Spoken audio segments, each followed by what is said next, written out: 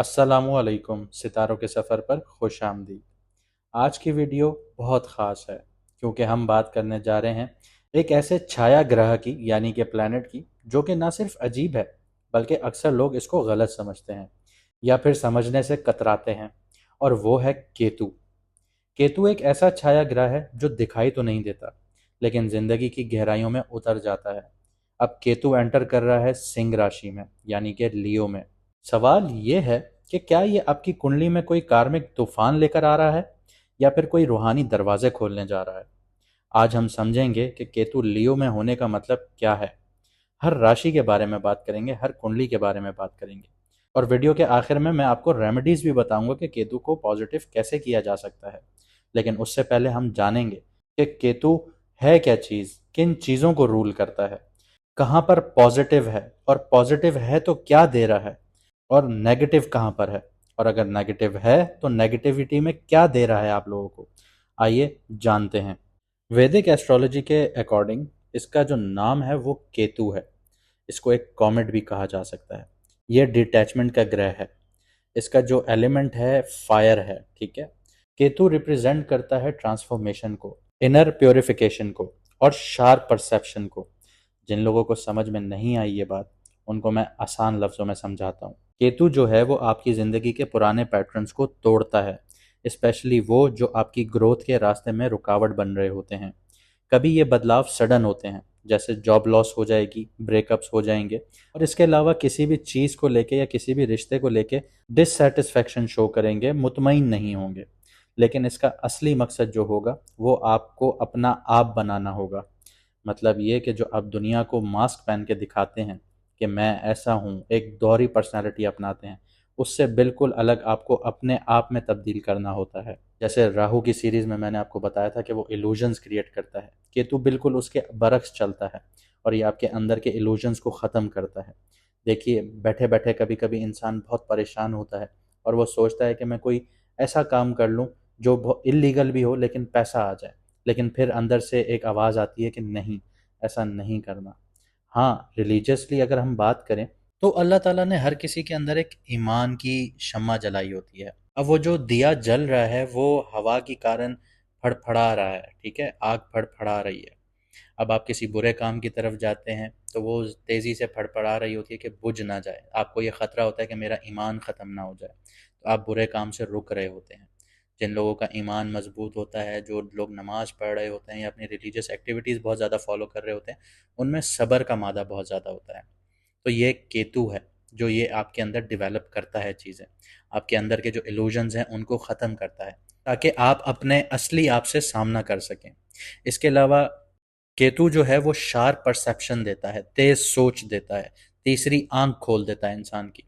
कई दफ़ा आपने अपने बुजुर्गों को देखा होगा या आप में से कुछ ऐसे लोग होंगे जो ये बैठे बैठे समझ जाते हैं कि अगला जो मेरे साथ बात कर रहा है या कारोबार कर रहा है वो किस नीयत से कर रहा है। उनकी छठी हिस्स एक्टिव हो जाती है, साइकिक सेंस बहुत तेज हो जाती है, डीप इंसाइट होती है, वो बहुत चीज़ों को गहराइयों में सोचते हैं। ये केतु की वजह से होता है। आपको लोगों के इरादे समझ में आ जाते हैं, उनके बिना कहे सिर्फ वो बात कर रहे होते हैं, आप उनके इरादे परख लेते हैं। आपकी छठी हिस्स बहुत ज़्यादा स्ट्रांग हो जाती है। ख्वाब में अक्सर लोगों को ये भी होता है कि वो ऐसी चीज़ें देख लेते हैं जो फ्यूचर में उनके साथ हो रही होती हैं। डेजा वू वाली सिचुएशंस हो जाती हैं। स्पिरिचुअल सिग्नल्स जो होते हैं उनको बहुत ज़्यादा स्ट्रांग मिलते हैं। ये चीज़ें केतु दे रहा होता है। केतु की वैसे तो कोई फिजिकल फॉर्म नहीं है, लेकिन ज्योतिष शास्त्र में या फिर वैदिक एस्ट्रोलॉजी में इसको धड़ कहा जाता है। जैसे राहु जो माइंड कहा जाता है, दिमाग कहा जाता है, मुंह कहा जाता है, इसको धड़ कहा जाता है। शरीर है बिना मुंह के। केतु को जो शर्फ होता है वो स्कॉर्पियो में यानी कि वृश्चिक राशि में या धनु राशि में होता है, और ये जो नीच का होता है ये वृषभ राशि या फिर जेमिनी में भी हो सकता है। लेकिन अगर आपकी कुंडली में ये स्कॉर्पियो में बैठा है तो ये आपको बहुत ज़्यादा रिलीजियस बनाएगा। आपकी थर्ड आई जो है वो एक्टिव होगी, आपकी इंट्यूशन पावर बहुत ज़्यादा स्ट्रांग होगी, ठीक है। लेकिन अगर यही चीज़ आपकी टॉरस में बैठी है या आपके मून साइन से फर्स्ट हाउस में बैठी है तो ऐसे लोगों का दिमागी बहुत ज़्यादा इशू होता है। आपने स्पेशल जो चाइल्ड होते हैं वो देखे हैं जिनका माइंड सही से काम नहीं करता, ये केतु की वजह से होता है। अब मैं आपको बताता हूँ कि केतु किन किन चीज़ों से जुड़ा हुआ है, किन किन चीज़ों को रिप्रेजेंट करता है। केतु डिटैचमेंट को रिप्रेजेंट करता है, इंट्रोस्पेक्शन को रिप्रेजेंट करता है, स्पिरिचुअल इंसाइट को रिप्रेजेंट करता है, साइकिक एबिलिटीज दिखाता है, सेक्रेसी दिखाता है और सेल्फ सेक्रीफाइस दिखाता है। आपने बेशतर और अक्सर लोग ऐसे देखे होंगे जो अपनी कुर्बानी दे देते हैं किसी की ज़िंदगी बनाने के चक्कर में। इसकी बहुत बड़ी मिसाल मैं अगर आपको दूं तो आप अपने फादर को देख लीजिए कि कैसे वो 9 to 5 जॉब कर रहे हैं, दिन रात एक कर रहे हैं कि मेरे बच्चे पढ़ जाएं। उनकी अपनी अयाशी या उनकी अपनी खुशियाँ या उनकी अपनी कोई चीज़ लेने की ख्वाहिश सब मार देते हैं वो। क्यों? कि हमारे बच्चे पढ़ जाएं, हमारे बच्चों का मुस्तकबिल अच्छा बन जाए। तो ये सेल्फ सेक्रीफाइस होता है। इसके अलावा जिसका केतु अच्छा बैठा हुआ है उसके लिए जो फील्ड्स हैं वो स्पिरिचुअलिटी की है, एस्ट्रोलॉजी की है, मेटाफिजिक्स की है, मेडिसिन्स की है, साइकोलॉजी की है, हीलिंग की है, ऑकल्ट्स की हैं या रिसर्च की हैं। इसके अलावा केतु अगर हेल्थ वाइज देखा जाए तो ये आपकी रीढ़ की हड्डी, आपके नर्वस सिस्टम, क्योंकि देखें जैसे मैंने आपको कहा कि फर्स्ट हाउस में बैठा है तो दिमागी लिहाज से इंसान का दिमाग प्रॉपर वे में काम नहीं करता या प्रॉपर वे में ग्रो नहीं करता। इसके अलावा जॉइंट्स, फीट्स या फिर ऐसी बीमारियां जिनके आप लाखों रुपए के टेस्ट करवा लें वो टेस्ट में नहीं आती सामने, लेकिन फिर भी आपको दर्द उठ रहा होता है, वो चीज़ आपको नेगेटिव शो हो रही होती है आपकी रिपोर्ट्स में। फिर डॉक्टर आपको उल्टे सीधे तजुर्बात आपके ऊपर कर रहे होते हैं।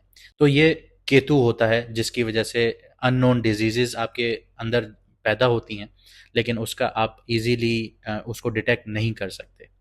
इसके अलावा केतु आपकी पास्ट लाइफ कनेक्शंस को भी दिखाता है। अगर मैं इसका आपको बेटर कॉन्टेक्स्ट दूं, अगर हिंदुओं की बात करूं तो वो जन्मों में यकीन रखते हैं, ठीक है, ये उनके रिलीजन का हिस्सा है। अगर मैं मुसलमानों की बात करूं तो आलम अरवा, जहाँ पे दुनिया में रखने से पहले रूहों को वहाँ रखा गया था, ये आपकी पास्ट लाइफ थी। तो केतु यहाँ पे आपके पुरानी आत्माओं के साथ जो रिश्ते थे उनका सिग्नल देता है। जिन लोगों से आप आज मिलते हैं उनमें से कुछ लोग ऐसे होते हैं जो आपकी पास्ट लाइफ से जुड़े होते हैं। अक्सर और बेशतर आपने ये भी देखा होगा कि आप किसी से नया नया मिल रहे हैं और आप कहते हैं कि यार मैं तुम्हें सालों से जानता हूँ। ऐसा आपके साथ अक्सर और बेशतर होता होगा, क्योंकि अगर मैं इसको आपको इस्लामिक पॉइंट ऑफ व्यू से बताऊं तो आलम अरवा में जब आपकी रूह किसी रूह की दोस्त थी और वो दुनिया में आपसे मिलता है तो आपको ऐसा ही फील होता है कि वो आपका कोई पुराना दोस्त है। ये केतु रिश्ते एक्टिवेट करता है, लेकिन इनसे आपका जो रिश्ता है या तो अधूरे रह जाते हैं या फिर टेस्ट बन जाते हैं। ऐसे लोग जो ज़िंदगी में आते हैं सब कुछ हिला के चले जाते हैं, वो केतु वाले कार्मिक लोग होते हैं। इसके अलावा केतु आपका ईगो तोड़ता है। जैसे शनि है आपका ईगो तोड़ने वाला, वो जो आपके अंदर मैं होती है उसको निचोड़ देता है, ख़त्म कर देता है। इसी तरह केतु भी आपकी मैं जो होती है ना वो तोड़ेगा, और ये काम कभी किसी स्पिरिचुअल टीचर के ज़रिए होता है। इसका ये बहुत हार्श नहीं लेके जाता आपको जैसे शनि लेके जाता है। शनि तो आपको ज़िंदगी में ऐसे ऐसे धक्के खिलवाता है कि आपने सोचे भी नहीं होते। साढ़े साथी शनि से जुड़ी हुई है, केतु से नहीं। केतु किसी जो टीचर होता है ना, रूहानी टीचर, इस्लामिक टीचर हो गया आपका या फिर स्पिरिचुअल टीचर हो गया, तो वो आपको प्यार मोहब्बत से समझाएगा कि ऐसा बेटा ऐसे नहीं करें, इतना ईगो अच्छा नहीं है, आप थोड़ा अपने अंदर ठहराव पैदा करें, सब्र पैदा करें। या फिर कभी कभी इंसान ऐसी सिचुएशंस में आ जाता है कि उसको अपना ईगो छोड़ना पड़ता है। तो इस तरह दो तरीकों से केतु आपका जो ईगो है उसको ख़त्म करता है। लेकिन यहाँ पे मैं आपको ये चीज़ भी बता दूं कि केतु आपको हमेशा सिखाता है, लेकिन ट्रेडिशनल तरीके से कभी भी नहीं सिखाएगा। जैसे एक गुरु आपको सिखा रहा है ना चीज़ के, क्लास में बैठ के कि बेटा ए लिखा हुआ है ए पढ़िए, नहीं, ये ऐसे नहीं सिखाएगा। ये लाइफ में इतने गंदे एक्सपीरियंस भी आपको दे सकता है कि आप उनसे सीखना शुरू हो जाते हैं। बहुत टफ सिचुएशंस आपके लिए खड़ी हो जाती हैं। ज़िंदगी के ऐसे ऐसे इवेंट्स आप लोग एक्सपीरियंस करते हैं कि आपके अंदर खुद ब खुद ठहराव पैदा शुरू हो जाता है, ठहराव आ जाता है, सब्र आ जाता है। तो ये सारी चीज़ें केतु देता है। इसके अलावा अगर मैं आपको बात करूं एब्सेंट फादर की, तो केतु वो प्लैनेट है जो आपको फिजिकली या मेंटली या इमोशनली अपने बाप के साथ, अपने फादर के साथ दूर कर देता है। इसी की तरह केतु जब भी आपके सेकंड हाउस या फोर्थ हाउस में होगा तो आपकी जो फैमिली का जो एक स्ट्रक्चर है, पैराडिम है, वो टूटी फूटी एक शक्ल में होगा। कहने का मकसद ये है कि आपका आपकी फैमिली के साथ जो कनेक्शन है वो या तो कोल्ड होगा या फिर रूटलेस होगा। इसी के साथ साथ Ketu second four eighth house में है, तो केतु खानदानी प्रॉपर्टी को भी शो करता है। अगर आपकी खानदानी प्रॉपर्टी है या एंसेस्ट्रल एसेट्स हैं तो आपको उनसे छुपी हुई कोई बातें सामने नजर आएंगी।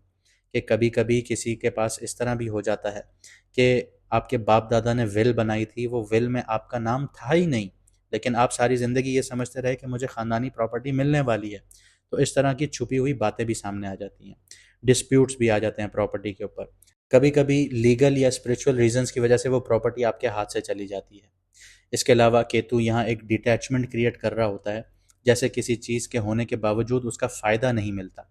आपके पास विरासत में करोड़ों रुपए की प्रॉपर्टी है, लेकिन आप उससे फ़ायदा ही नहीं उठा पा रहे, या फिर आपके नाम हुई लेकिन हाथ से निकल गई।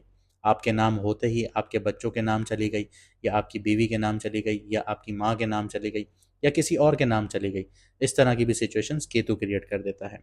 इसके अलावा केतु की जो बेसिक नेचर है ना, वो डिटैचमेंट की है। वो डिटैचमेंट किससे है? मटेरियलिस्टिक चीज़ों से है, दुनिया की मोह माया से है। और केतु जब भी आपके सेकंड, 11th या 6th हाउस में है, तो ऐसे इंसान को मटेरियलिस्टिक जो चीज़ें होती हैं ना, उनकी लालच नहीं होती, या फिर उसे पैसा मिलता भी है तो उसका इंटरेस्ट लूज हो जाता है। आपके साथ अक्सर और बेशतर ऐसे लोग होंगे जिनका पैसों से रिलेटेड कोई इंटरेस्ट ही नहीं होगा। वो कहते होंगे ठीक है, लेकिन उनकी ज़िंदगी में पैसा वैसे ही आ रहा होगा, और जो पैसे के पीछे भाग रहा होगा उसके पास पैसा ही नहीं आ रहा होगा। ये सिचुएशंस केतु क्रिएट करता है। केतु कहता है तुम मुझे डिटैचमेंट दो, तुम्हें सब कुछ मिल जाएगा, क्योंकि ये अल्लाह का बनाया हुआ निज़ाम है। वो आपसे यही चाहता है कि दुनिया में मोह माया से हट जाइए, आपको सब मिल जाएगा। आप उसके पीछे आइए, उसकी इबादत कीजिए। तो ऊपर वाले का निज़ाम आपको इसी तरह सपोर्ट करेगा। इसके अलावा केतु की जो अच्छी बात है वो ये है कि वो इंसान को ऐसा बना देता है कि वो स्पिरिचुअल डोनेशंस बहुत ज़्यादा करता है। जैसे मस्जिद में चंदा देना या मंदिरों में चंदा देना। इस तरह जो लोग होते हैं ना, वो उनका केतु बहुत ज़्यादा एक्टिव हुआ हुआ होता है 9, 12 और 4th हाउस में। इसके अलावा जो मैंने बात की कि केतु जो है वो डिटैचमेंट दिखाता है, साथ ही साथ ऐसे लोग जो पैसों से डिटैच हो जाते हैं, इसके बिल्कुल बरक्स में अगर जाऊं, 8th हाउस में चला जाऊं, तो वो ट्रांसफॉर्मेशन का घर है, किसी चीज़ को ख़त्म करने का और शुरू करने का। 8th हाउस है, ठीक है। वहाँ पे अगर केतु है तो ये आपकी आइडेंटिटी को भी ख़त्म कर देगा और एक नया आदमी आपको बना देगा। जैसे आपने ये सुना होगा कि यार ये तो पहले बहुत ऐसा बंदा था, लेकिन अब तो बिल्कुल रिलीजियस हो गया है। तो ये चीज़ें केतु देता है। इसके अलावा और भी बहुत कुछ देता है। अब देखते हैं कि आपकी कुंडली में अगर केतु पॉजिटिव है या एग्जॉल्टेड है या अच्छे घरों में बैठा है, तो आपको क्या एनर्जीज दे रहा है या क्या चीज़ें दे रहा है। डीप कनेक्शन देगा आपको हायर नॉलेज के साथ, और एक्सीलेंट आपकी सिक्स सेंस होगी। इसके अलावा जो आपका एक्सेस है स्किल्स की तरफ या विजडम है पास्ट लाइफ से जुड़ी हुई, वो बहुत ज़्यादा स्ट्रांग होती है। अगर मैं आसान लफ्ज़ों में आपको समझाऊं, तो आपने फिजिकली कोई स्किल हासिल नहीं किया होता, लेकिन जब आप उस काम को कर रहे होते हैं तो वो बहुत ईजीली आप उसको एक्सेस कर रहे होते हैं, बहुत ईजीली उसके ऊपर आपका हाथ बैठ रहा होता है। तो ये पास्ट लाइफ से आपका जुड़ा हुआ स्किल होता है। इसके अलावा मिस्टिकल अगर मैं एक्सपीरियंसेस की बात करूं, तो केतु जब भी आपके 8, 12, 4th या 6th हाउस में होगा या उनको एक्टिव कर रहा होगा, तो आप दिमाग से नहीं, दिल या रूह से समझना शुरू करेंगे। ये तजुर्बे कभी कभी ड्रॉने भी होंगे या कभी कभी डिवाइन भी लगेंगे आप लोगों को। साथ ही स्पिरिचुअल रैम के साथ या बहुत ज़्यादा सटल कनेक्शन महसूस करना शुरू हो जाएंगे आप लोग। अगर मैं आपको एक मिसाल दूं कि कभी कभी सपनों में या फिर आप लोग बैठे हुए होते हैं, आपका माइंड कहीं और चल रहा होता है, तो आप फिजिकली ना अपनी बॉडी से बाहर निकल कर ट्रैवल कर रहे होते हो, जैसे किसी और डायमेंशन में घूम रहे हो, किसी और प्लेस पर घूम रहे हो। तो इस तरह की चीज़ें आपके साथ बहुत ज़्यादा होना शुरू हो जाएंगी। आपको ऐसी इमेजेस, लोग या इवेंट्स का विजन आ रहा होगा जो बाद में सच हो रहा होगा, जैसे डेजा वू वाली सिचुएशंस होती हैं। आप लोग बैठे होते हैं, आप लोग कोई चीज़ देखते हैं, सोचते हैं, समझते हैं, आप कहते हैं यार ये तो मेरे साथ कुछ दिन पहले हुआ था, लेकिन कुछ दिन बाद हो रहा होता है आपके साथ। या किसी और के लिए ये चीज़ें इंपॉर्टेंट होती हैं, आप किसी और के लिए ये चीज़ें देख रहे होते हो। आपके सपने सिर्फ इमेजिनेशंस नहीं होते, वो गाइडेंस होती हैं आपके लिए, वार्निंग्स होती हैं, या डीपर मैसेजेस होते हैं आपके लिए। कभी कभी आपको लगता है कि कोई रूहानी टीचर या आत्मा आपसे बात कर रही है। तो ये चीज़ें केतु के पॉजिटिविटी की एक निशानी होती है। इसके अलावा जो फील्ड्स केतु सपोर्ट करता है वो मेडिकल फील्ड्स में बहुत ज़्यादा कामयाबियाँ दिलाता है, साइकोलॉजिकल फील्ड्स में दिखाता है, या फिर एसोटेरिक फील्ड्स में दिलाता है। एसोटेरिक फील्ड्स वो फील्ड्स होती हैं जो हर किसी को समझ में नहीं आती। सरफेस पे इसकी नॉलेज कभी भी समझ में नहीं आएगी। इन्हें समझने के लिए अंदर की आंख को, थर्ड आई को खोलना होगा, और खामोशी से आपकी छठी हिस्स इसके लिए बहुत ज़्यादा ज़रूरी होगी। देखें, एसोटेरिक जो सिचुएशंस होते हैं या तजुर्बे होते हैं ना, ये लॉजिकल माइंड से कभी भी समझ में नहीं आते। इसके अलावा जो पॉजिटिव केतु की जो निशानी है वो एबिलिटी है आपकी कि आप मटेरियलिस्टिक जो चीज़ें हैं उनसे डिटैच हो जाते हैं, उनसे ऊपर के हो जाते हैं, आपके लिए मायने ही नहीं रखती। यहाँ पे हिडन गेन्स भी मिलते हैं इंसान को केतु की वजह से। वो क्या है कि सडनली आप स्पिरिचुअली बहुत ज़्यादा ऊपर चले जाते हैं या मटेरियली आपको अपलिफ्टमेंट मिल जाती है, लेकिन अनकन्वेंशनल तरीकों से। अब देख लेते हैं कि केतु नेगेटिव है या कहीं नीच का बैठा है या किसी मैलेफिक प्लैनेट के साथ नज़र बना रहा है तो आपको क्या दे रहा है। केतु आपको मेंटल डिटैचमेंट देगा, आइडेंटिटी क्राइसिस दे सकता है, जैसे मैंने आपको बोला कि दिमाग प्रॉपर ग्रो नहीं करता। इसके अलावा आपका जो एम होता है ज़िंदगी का, ये एमलेसनेस कर देता है आप लोगों को। इसके अलावा आपका जो ऑटो इम्यून सिस्टम है उसमें बहुत ज़्यादा इश्यूज आते हैं, आपका इम्यून सिस्टम बहुत ज़्यादा वीक होता है। इसके अलावा मिस्टीरियस ऐसी बीमारियां आती हैं जो किसी भी रिपोर्ट से सामने नहीं आ रही होती।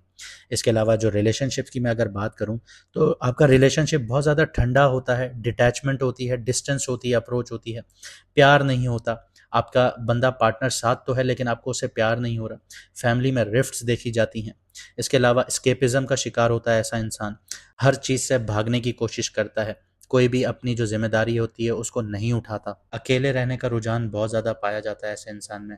वो सबसे अलग रहना चाहता है और अपनी जो रियलिटी है ज़िंदगी की उससे भागता है।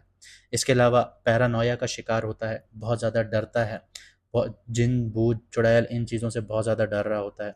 स्पिरिचुअली बहुत ज़्यादा डिलूजन्स का शिकार होता है और हेलुसिनेशन का भी बहुत ज़्यादा शिकार होता है। मतलब अजीब अजीब चीज़ें उसके दिमाग में चल रही हैं, उसको समझ में नहीं आ रही हैं, डर रहा है, खौफ आ रहा है, सबकॉन्शियस माइंड एक्टिव है, तो ये इस चीज़ का भी केतु शिकार करता है।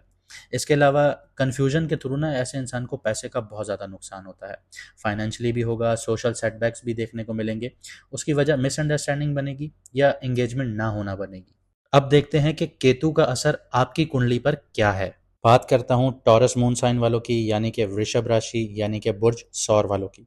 केतु लियो में ट्रांजिट कर रहा है, यानी कि आपका फोर्थ हाउस, और फोर्थ हाउस का मालिक सन है और सन के ही नक्षत्र में केतु आ रहा है, यानी कि डबल पावर से आ रहा है। तो फोर्थ हाउस के अंदर जो आपकी अना है उसको अंदर से तोड़ेगा और दोबारा बनाने का प्रोसेस स्टार्ट करेगा। फोर्थ हाउस जो जुड़ा हुआ है वो आपके घर से जुड़ा हुआ है, आपकी माँ से जुड़ा हुआ है, आपके इमोशन से जुड़ा हुआ है, आपके सुकून से जुड़ा हुआ है, आपकी स्टेबिलिटी और आपके जो अंदर का कंफर्ट है उससे जुड़ा हुआ है। यहाँ केतु होने का मतलब है इन सब चीज़ों से डिस्कनेक्ट होना, ताकि असली सुकून और अंदर से आप जहाँ पे बिलोंग करते हैं वहाँ जा सकें। इसके अलावा केतु जब भी फोर्थ हाउस में आता है तो इनर ईगो स्ट्रक्चर्स और सुपरफिशियल जो सिक्योरिटी है वो टूटने लगती है। और जब केतु सन के नक्षत्र में हो तो अपने अंदर की फेक आइडेंटिटी और प्राइड को जलाकर असली इनर सेल्फ को जगाता है। चलिए फाइनेंस और करियर के हिसाब से बात करूं तो करियर के मामले में ये पीरियड आपको एक रेस्टलेसनेस और इनवर्ड मोड में डाल सकता है। शायद आपको लगे कि आपके काम का कोई मतलब ही नहीं है या फिर वो सेटिस्फेक्शन नहीं मिल रही जो पहले मिला करती थी। कॉर्पोरेट या स्टैटिक जॉब्स में मन उठ सकता है आप लोगों का। फोर्थ हाउस का जो संबंध है वो रियल स्टेट से है, गाड़ी से है, और स्टेबिलिटी में जो गेन्स हासिल होते हैं उससे भी है। और यहाँ केतु होने का मतलब ये है कि इन एरियाज में अनएक्सपेक्टेड इश्यूज या डिसइंटरेस्ट आ सकते हैं। केतु आपके एट्थ हाउस को भी एक्टिव कर रहा है तो आपको डीप ऑकल्ट साइंसेज में या ट्रांसफॉर्मेशन रिलेटेड फील्ड्स में इंटरेस्ट दे सकती है। जो लोग रिलीजियसली या फिर एस्ट्रोलॉजी या फिर एसोटेरिक फील्ड्स जो हैं उसमें बहुत ज़्यादा इंटरेस्ट डेवलप हो जाएगा आप लोगों का। Insurance, research, healing, secretive jobs या साइकोलॉजी जैसी फील्ड्स में भी एक्टिव हो सकते हैं आप लोग। फाइनेंशियली ये टाइम रिस्क नहीं लेने का है, जो चीज़ दिखती है वो उतनी स्टेबल नहीं है। हिडन एक्सपेंसेस बढ़ सकते हैं, प्रॉपर्टी के डिस्प्यूट्स आ सकते हैं या अनएक्सपेक्टेड घर के खर्चे हो सकते हैं आप लोगों के लिए। आगे बढ़ते हैं, लव और रिलेशनशिप्स को देखते हैं। तो फोर्थ हाउस से जो अगर चीज़ें देखी जाएँ तो इंसान ना बहुत इमोशनली अटैच होता है। हार्ट स्पेस और माँ दिखाई जाती है यहाँ पे। केतु यहाँ पे इमोशनल डिस्कनेक्शंस लेके आ रहा है। आपको लग सकता है कि आप इमोशनल लेवल पर किसी से डीपली जुड़ नहीं पा रहे, चाहे वो पार्टनर हो, फैमिली हो, क्लोज फ्रेंड्स हो, चाहे आपकी माँ हो या आपके बच्चे हों, आपकी फैमिली हो, सब चीज़ों में आप इमोशनली जुड़ नहीं पा रहे होंगे। केतु आपके सिक्स्थ हाउस को भी एक्टिव कर रहा है, तो रिलेशनशिप्स में कॉन्फ्लिक्ट्स आ सकते हैं, मेंटल स्ट्रेस देखने को मिल सकता है और कार्मिक फ्रिक्शंस भी लेके आ सकती है यहाँ पे केतु। और अगर आपके रिलेशनशिप्स ऑलरेडी फर्जाइल हैं बहुत कच्चे धागे से जुड़े हुए हैं, तो ये पीरियड टेस्टिंग भी हो सकता है आप लोगों के लिए। इसके अलावा केतु आपके 12th हाउस को भी एक्टिव कर रहा है, तो यहाँ पे आइसोलेशन या अलग रहना, ये भी आपकी ख्वाहिश बढ़ सकती है, क्योंकि 12th हाउस आइसोलेशन को भी दिखाता है।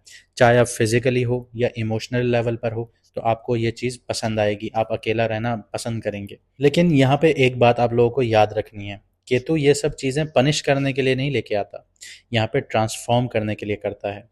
पास्ट लाइफ बॉन्ड्स वापस ट्रिगर हो सकते हैं, स्पेशली अगर उनमें अनरिजॉल्व कार्मिक थीम्स बाकी रह जाएं या वो रिश्ते कंप्लीट ना हुए हों, तो वहाँ पे आपकी जो पास्ट लाइफ बॉन्ड्स हैं वो वापस ट्रिगर होना शुरू हो जाएंगे, या ऐसा इंसान आपकी ज़िंदगी में वापस आ जाएगा जिसका सफ़र अधूरा रह गया था।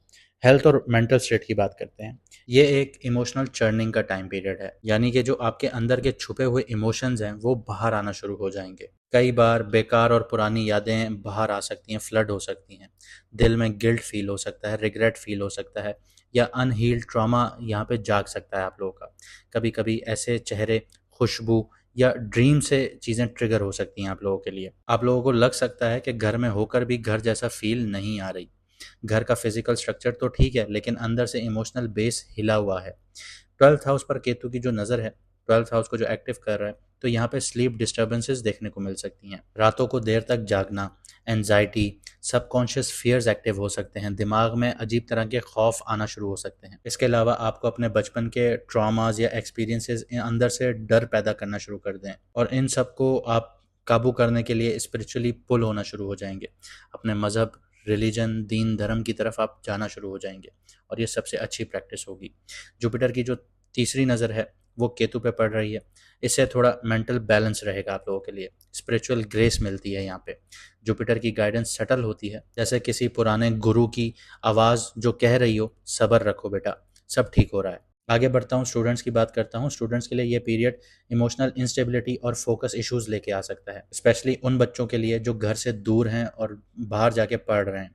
यहाँ पे होम सिकनेस फील कर सकते हैं, डिस्ट्रैक्शन फील कर सकते हैं, और हार्ट ड्रिवन कन्फ्यूजन्स हो सकती हैं। लेकिन वो बच्चे जो स्पिरिचुअलिटी, साइकोलॉजी, हिस्ट्री, मेटाफिजिक्स या वस्तु जैसे सब्जेक्ट्स में इंटरेस्टेड हैं, तो ये टाइम आपके लिए बहुत अच्छा होगा। आपकी छठी हिस्स भी बहुत ज़्यादा एक्टिव होगी, और ये ब्रेक थ्रू टाइम पीरियड भी आप लोगों के लिए साबित हो सकता है। लेकिन यहाँ पे आपने एक चीज़ समझनी है कि केतु आपको यहाँ पे रट्टेबाज या प्रैक्टिकल सब्जेक्ट्स में वीक भी बना सकता है, लेकिन यहाँ पे विजुअलाइजेशन, सिंबॉलिज्म और डीप कॉन्सेप्चुअल सब्जेक्ट्स में स्ट्रॉन्ग भी कर सकता है। चलिए चैलेंजेस और शेडो एरियाज को देख लेते हैं। घर या इमोशनल फाउंडेशन का हिलना यहाँ पे है। माँ की हेल्थ के इश्यूज या उनसे डिस्टेंस हो सकता है आप लोगों का। अंदर का कन्फ्यूजन, मुझे कहाँ सुकून मिलेगा, ऐसे सवालात आपके दिमाग में उठ सकते हैं। इमोशनल नमनेस फील कर सकते हैं, जैसे कुछ महसूस ही नहीं हो रहा। इसके अलावा स्पिरिचुअल विड्रॉल भी हो सकता है, जैसे सब कुछ होते हुए भी खाली खाली फील करना। हेल्थ वाइज बात करूं तो डाइजेशन, चेस्ट एरिया में पेन या फिर स्लीप इश्यूज, ये सारी चीज़ें हो सकती हैं। देखें, फिर बोलूँगा कि केतु फायरी साइन में है, सन के साइन में है, और उसी के नक्षत्र में है, तो आपको अंदर से ईगो, आइडेंटिटी और इमोशनल सिक्योरिटी जला के ये नए लेवल पर लेके जाएगा। लेकिन ये प्रोसेस पेनफुल भी हो सकता है, जैसे अंदर कुछ जल रहा हो, लेकिन एक ऐसी चीज़ डेवलप हो जाए जो हर किसी के पास ना हो। अगर आपकी कुंडली या आपके जायचे में केतु वीक है, या फिर आप उसको पॉजिटिव बनाना चाहते हैं, या उसकी नेगेटिविटी कम करना चाहते हैं, या पहले से ही पॉजिटिव है आप उसको और पॉजिटिव करना चाहते हैं, तो हर वेनसडे वाले दिन काली रंग की गाय की खिदमत कीजिए, उसको खाना खिलाइए। 2 रंग के कुत्ते को खाना खिलाइए। परिंदों को दाना डालिए, स्पेशली कौवों को। इसके अलावा जो बहुत इंपॉर्टेंट चीज़ है ना, माजूर शख्स या डिसेबल इंसान की खिदमत कीजिए। ऐसे लोगों का मजाक कभी भी मत उड़ाइए। देखिए, ये इस्लामिक पॉइंट ऑफ व्यू से भी एक चीज़ बहुत वैलिड है कि आप किसी के माजूरी का मजाक उड़ाते हैं, तो ऊपर वाला आपके लिए भी वैसे ही सिचुएशंस क्रिएट कर देता है। आपको ऐसे मजाक नहीं बनाने चाहिए किसी भी माजूर का। वैसे अगर मैं वैदिक एस्ट्रोलॉजी की बात करूं तो केतु फेसलेस है, उसकी शक्ल नहीं है, तो वो भी यही चाहता है कि आप लोग माजूर की खिदमत करें। माजूरों को खाना खिलाइए, उनको अगर आप अडॉप्ट कर सकते हैं अडॉप्ट कर लें, अगर आप अडॉप्ट नहीं कर सकते तो ऐसे सेंटर्स में जाएं जहाँ पे वो होते हैं, उनकी खिदमत कीजिए, उनको कपड़े लेके दीजिए, उनको खुश कीजिए, उनका मजाक ना उड़ाइए। ये भी आप लोगों के लिए एक रेमेडी है केतु के लिए।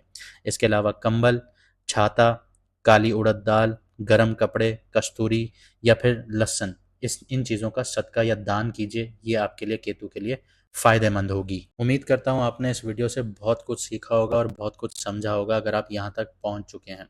मानता हूँ ये वीडियो बहुत ज़्यादा लंबी हुई, लेकिन इसका मकसद सिर्फ इतना था कि आप समझ भी सकें और आपके साथ जो आने वाले हालात हैं कैसे बनेंगे उनको समझ सकें और आप सही कदम उठा सकें। इसके अलावा रेमेडीज़ कीजिए, अपने केतु को बेहतर बनाइए। मुझे दीजिए इजाज़त, मिलते हैं अगली वीडियो में सितारों के सफ़र पर।